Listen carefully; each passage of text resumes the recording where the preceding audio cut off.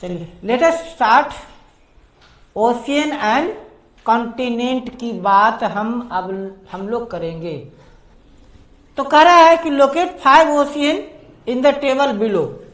ये कल होमवर्क में दिए थे कि कौन सा कॉन्टिनेंट नॉर्दर्न हेमिस्फीयर में है और कौन सा साउदर्न हेमिस्फीयर में। अब सबसे पहले तो 5 कॉन्टिनेंट कौन कौन से है, क्या नाम था? Pacific, Atlantic, Indian, Arctic, southern और आर्कटिक। करा सबसे लार्जेस्ट ओशियन कौन सा हो गया? पैसिफिक, उसके बाद अटलांटिक, और ये इनका एरिया वाइड डिसेंडिंग ऑर्डर में है। चलिए अब ये देखिए कौन सा ओशियन दिख रहा है? पैसिफिक ओशियन है। ये दूर दूर तक फैला हुआ, कहीं कुछ नहीं है। पैसिफिक ओशियन क्या है? ये पैसिफिक ओशियन के विषय में क्या Pacific Ocean, it is the world's largest and deepest ocean. World's largest and deepest ocean, world का सबसे बड़ा और सबसे गहरा, डीपेस्ट, लार्जेस्ट और डीपेस्ट ओशियन है। अर्थ के वाटर सरफेस का लगभग 46%, अर्थ पे जितना वाटर अवेलेबल है उसका लगभग 46% कहाँ है? पैसिफिक ओशियन में। और जो फ्री वाटर अवेलेबल है अर्थ पर उसका आधा तो पैसिफिक ओशियन में। सोच ली कितना पानी है अर्थ पर। ओशियन में जितना वाटर है, 5 ओशियन है ना, तो जितना 4 ओशियन में वाटर है उतना वाटर केवल पैसिफिक ओशियन में है। जितना अदर 4 ओशियन में वाटर है, पैसा इसके कहेंगे आधा में नरैना और आधा में घरैना। यानी जितना वाटर इन 4 ओशियन में है उतना अकेले पैसिफिक ओशियन में है। जितना वाटर इन 4 ओशियन में है उतना अकेले पैसिफिक ओशियन में है। Holding half water, average depth, इसका एवरेज डेप्थ कितना है? सोच लीजिए कितना? 4.25 किलोमीटर, 4280 मीटर इसकी एवरेज डेप्थ है। कहीं कहीं पर तो यहां से कंगरसराय इतना दूर 10-10 किलोमीटर तक गहरा है पैसिफिक ओशियन, इतना गहरा है। Contain the deepest point of the अर्थ, कौन सा? Mariana trench, deepest point of the earth, Mariana trench. कितना गहरा है? 11 किलोमीटर गहरा है। कहे थे ना, मेरियाना ट्रेंच पैसिफिक ओशियन का डीपेस्ट पॉइंट कौन सा है?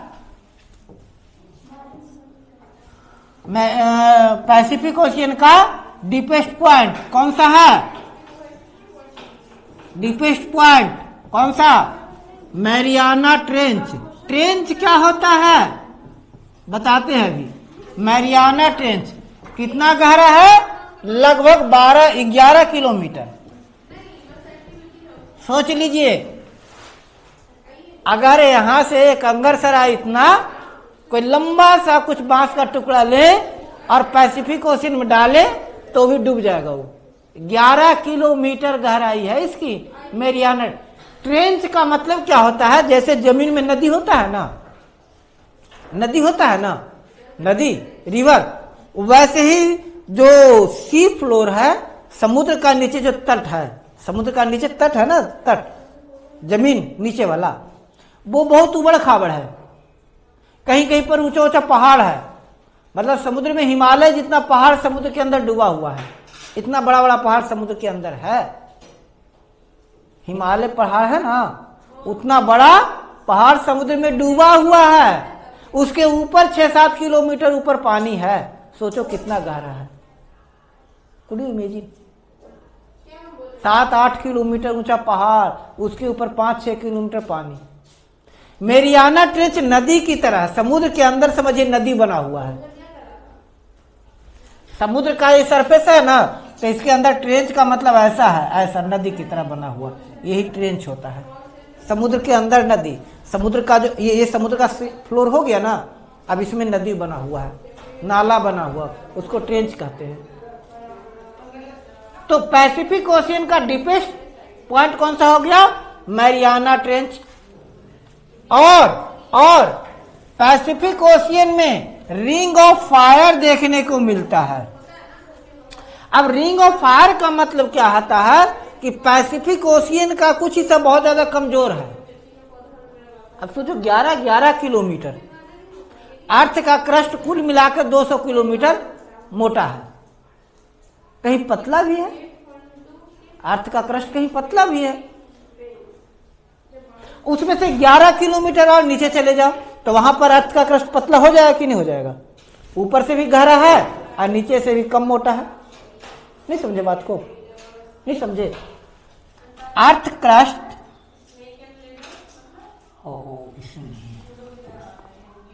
देखो, अर्थ क्रस्ट इस तरह से ऐसे है, ऐसे अर्थ क्रस्ट है।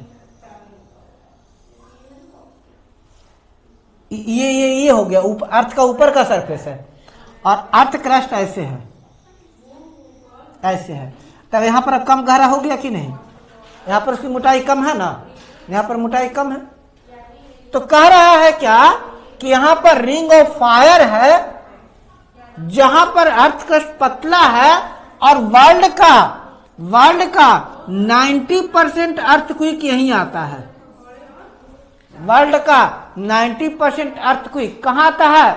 मेरियाना ट्रंच में, पैसिफिक ओशियन में, सॉरी मेरियाना ट्रंच में, पैसिफिक ओशियन के रिंग ऑफ फायर में। वर्ल्ड का 90% अर्थक्वेक कहां होता है? आता है पैसिफिक ओशियन के रिंग्स ऑफ फायर में। मतलब पैसिफिक ओशियन के आसपास का क्षेत्र है, वहां पर सबसे ज्यादा अर्थक्वेक होता है। वहां पर सबसे ज्यादा वोल्केनिक इरप्शन भी होता है। ज्वालामुखी विस्फोट वोल्केनिक इरप्शन के कारण कहते हैं, है ना।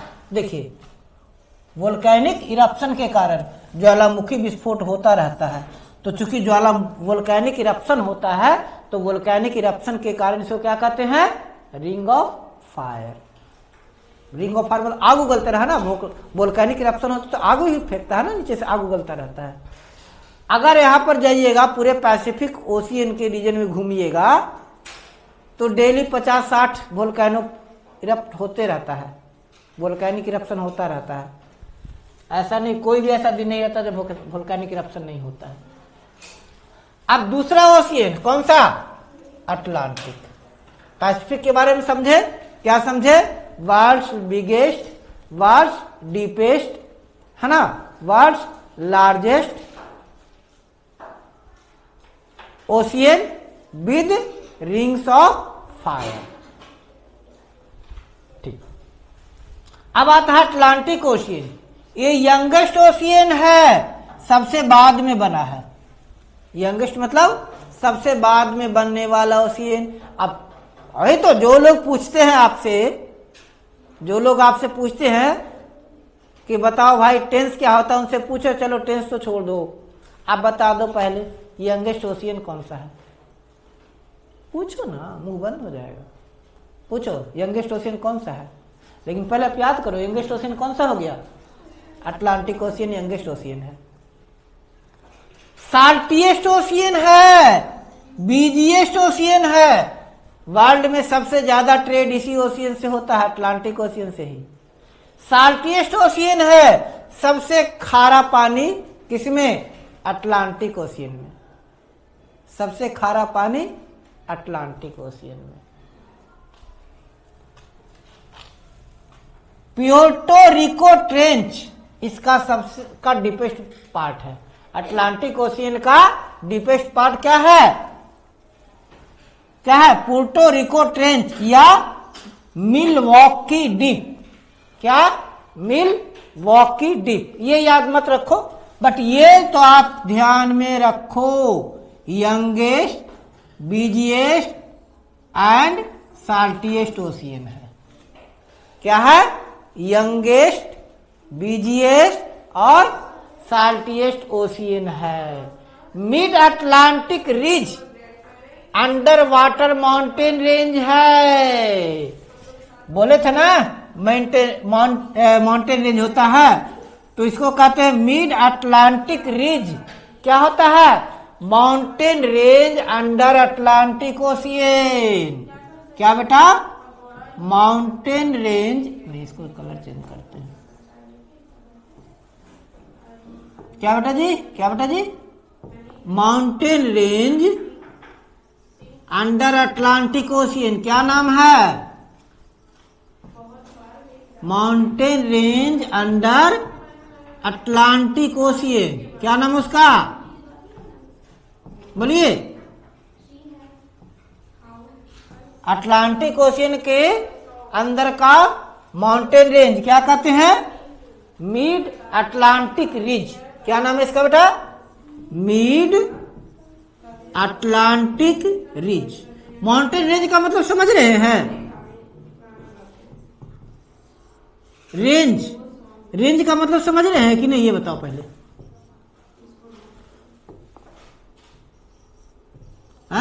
माउंटेन रेंज मतलब ऐसे होता है, एक माउंटेन यहां हो गया, फिर दूसरा माउंटेन हो गया, फिर तीसरा माउंटेन आ रहा है, फिर चौथा माउंटेन हो गया। इस तरह से जब कई माउंटेन एक साथ होता है उसको क्या कहते हैं?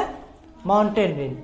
तो ये अटलांटिक ओशियन के माउंटेन रेंज का क्या नाम है?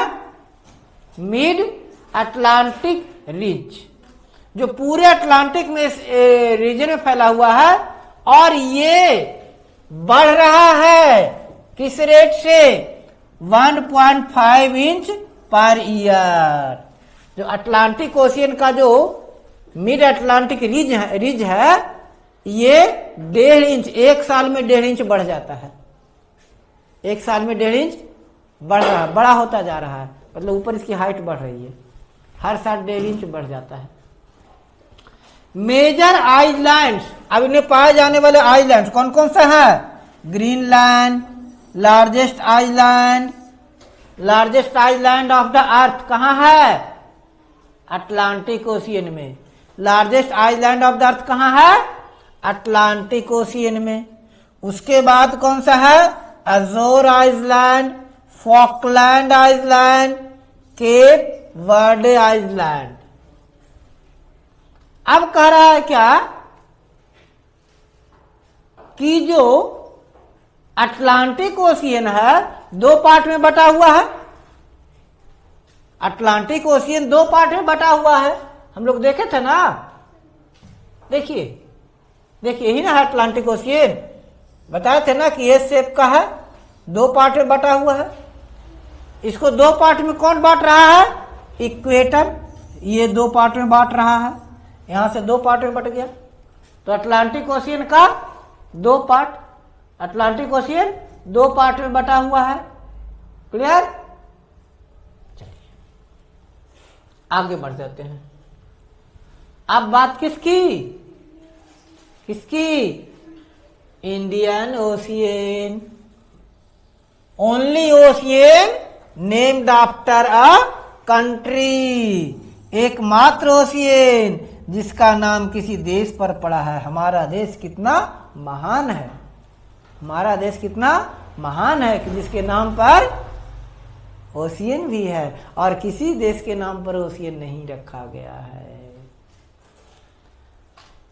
बॉर्डेड बाई एशिया, अफ्रीका और ऑस्ट्रेलिया में फैला हुआ है। आप देखिए ना ओशियन को, ये एशिया हो गया, ये ऑस्ट्रेलिया हो गया, और ये अफ्रीका हो गया। ये कौन सा ओशियन है?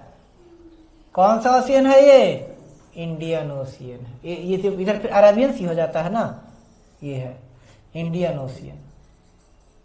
तो कौन कौन सा कॉन्टिनेंट है? अफ्रीका, एशिया और ऑस्ट्रेलिया। इसका डीपेस्ट पॉइंट जावा ट्रेंच या सुंडा ट्रेंच।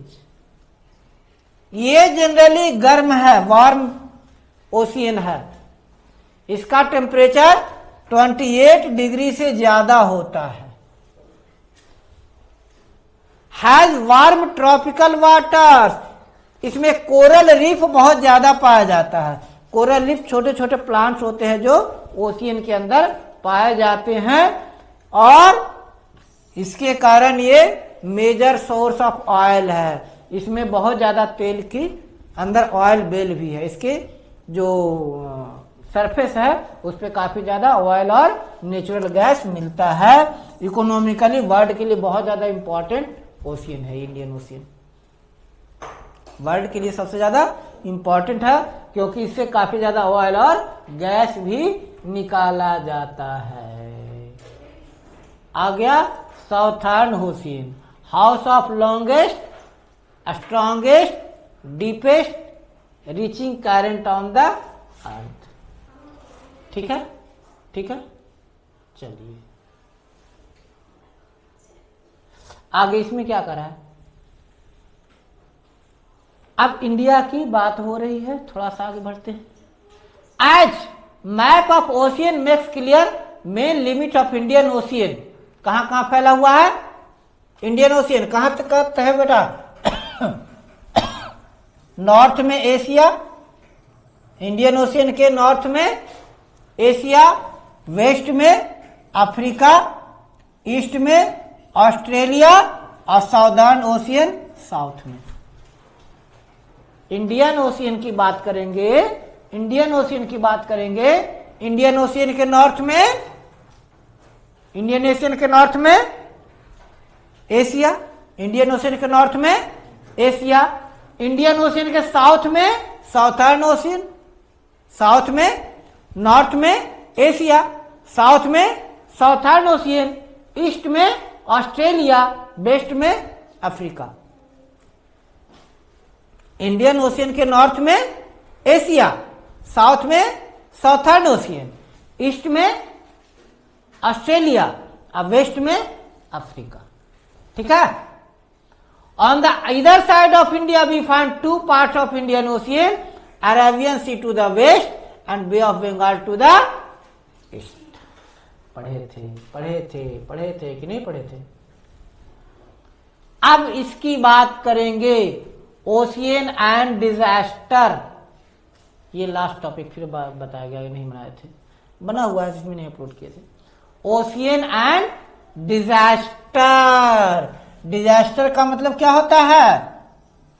ऐसी कंडीशन जिससे जान माल की बहुत ज्यादा नुकसान हो, बहुत से लोग मरे, बहुतों का घर टूटे। जैसे अभी इजराइल और अमेरिका ने मिलकर ईरान पर बम फेंका, ईरान ने भी ताबड़तोड़ बम फेंका। ईरान और इजराइल दोनों के लिए तो ताबड़तोड़ डिजास्टर है। दोनों देश बर्बाद हो चुका है, दोनों देश इतना बर्बाद हो गया है। अभी तो युद्ध विराम हुआ है, अभी भी उनको बनने में कम से कम 20 साल लगेगा। Returning to the picture of the earth at the start of the chapter you may have noticed white shape across the globe, है ना। शुरू में फिर आ जाते हैं ग्लोब पर यहां आ रहे हैं। तो इसमें व्हाइट शेप दिख रहा है, व्हाइट ये दिख रहा है ना, ये सब। तो कह रहा है इस पर आइए, ग्लोब के व्हाइट शेप पर आइए, आप क्या दिखेंगे? क्या दिखेंगे? Did you guess what they are? They are large masses of cloud. क्या है ये? क्लाउड हैं। आइए, जो हमको ये व्हाइट दिख रहा है, ये क्या है? व्हाइट क्लाउड है। क्या है ये? क्लाउड है। Such cloud bring rain to the continent. और इसे कहते हैं जैसे मॉनसून रेन। कौन सा रेन? मॉनसून रेन हो रहा है, बारिश हो रहा है? सब्जी वाला देखिए ऊपर से सब तिरपाल रखे हुए हैं ना, चिमकी लगाए हुए हैं, पानी गिर रहा है, छाता लगाकर जा रही है, साड़ी भीग रहा है ना, छाता लगाकर। In India expect every summer, India में मानसून मानसून कब आता है? इंडिया में मानसून कब आता है? Every summer originating in the ocean without such rain. कह रहा है क्या कि समर में इंडियन ओशियन से वाटर वेपर इवेपोरेट होकर ऊपर जाता है, बादल बनता है और उससे रेन होता है। अब प्रश्न ये किसी से पूछिएगा, देखिए आप लोगों के पास पूछने के लिए तो इतना बढ़िया बढ़िया क्वेश्चन है कि उसको पागल बना दे। जैसे अच्छा ये बताइए, बरसात गर्मी के बाद ही क्यों आता है, जाड़ा के बाद क्यों नहीं होता?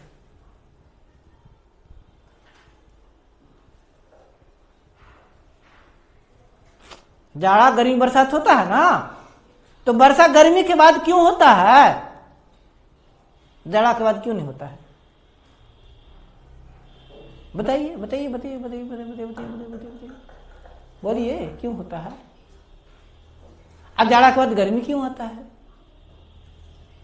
तब तो जाड़ा के बाद गर्मी का रीजन है कि सन रोटेट करते हुए अर्थ के सबसे निकट आता तब वहां गर्मी आता है। आज जिस एरिया पर आता है वो इंडिया वाला रीजन है, इक्वेटर, इसलिए तो गर्मी आता है, जाड़ा के बाद गर्मी आता है। बरसात का क्या रीजन है? अब बरसात के बाद फिर जाड़ा क्यों आ जाता है? तो गर्मी के दिनों में इंडियन ओशियन से, गर्मी के दिनों में इंडियन ओशियन में गर्मी के कारण काफी वाटर इवेपोरेट होता है और इवेपोरेट होने के कारण ऊपर जाकर बादल बनता है।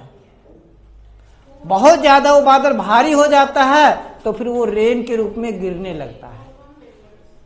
तो चूंकि इवेपोरेशन बहुत ज्यादा होता है गर्मियों में, इसीलिए गर्मी के बाद क्या आ जाता है, बरसात आ जाता है, क्योंकि इवेपोरेशन से बादल खूब बनता है और जितना ज्यादा इवेपोरेशन उतना ज्यादा बादल उतना ही बरसात।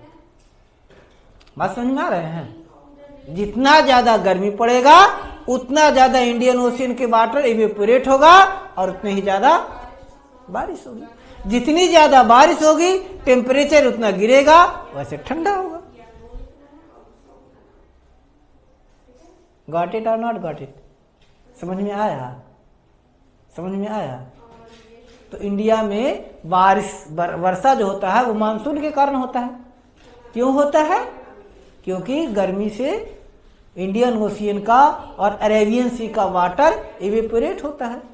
इंडियन ओशियन और अरेबियन सी का वाटर इवेपोरेट होता है, इवेपोरेट होता है। वो इवेपोरेट होकर किस में बदल जाता है? ऊपर जाकर क्लाउड बना देता है और क्लाउड फिर जब भारी हो जाता है, बहुत ज्यादा उसमें वाटर आ जाता है, तो वो कंडेंस्ड होकर वो रेन के रूप में नीचे गिरने लगता है। ठीक है, चलिए, है ना? क्या कर रहा है? Our agriculture and all life will suffer but ocean often also give rise to storms. Ocean में स्टॉर्म भी होता है। चलिए अब इसके बारे में हम लोग नेक्स्ट क्लास में चर्चा करेंगे। हम लोग समझेंगे स्टॉर्म क्या होता है, फिर हम लोग समझेंगे साइक्लोन क्या होता है, ये सब चीजें। ऐसे कुछ फिगर्स है, देखिए स्टॉर्म, ओशियन में स्टॉर्म हुआ, ओशियन में स्टॉर्म है, ये देख रहे हैं?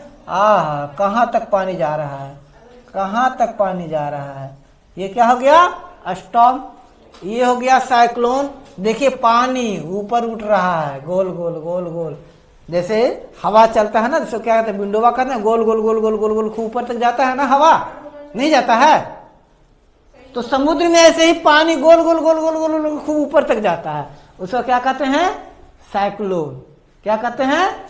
साइक्लोन। ये देखिए कोस्टल इरोजन, पानी आया, नीचे का जमीन बह गया और ऊपर का सड़क टूट गया, तो इसको क्या कह देंगे? Coastal erosion. अगले बार में समझेंगे। ये क्या हो गया? फ्लड आ गया, ओशियनिक फ्लड, ओशियन से फ्लड आ गया। इन सब के बारे में हम लोग नेक्स्ट क्लास में और डिटेल से समझेंगे। आज के लिए इतना ही।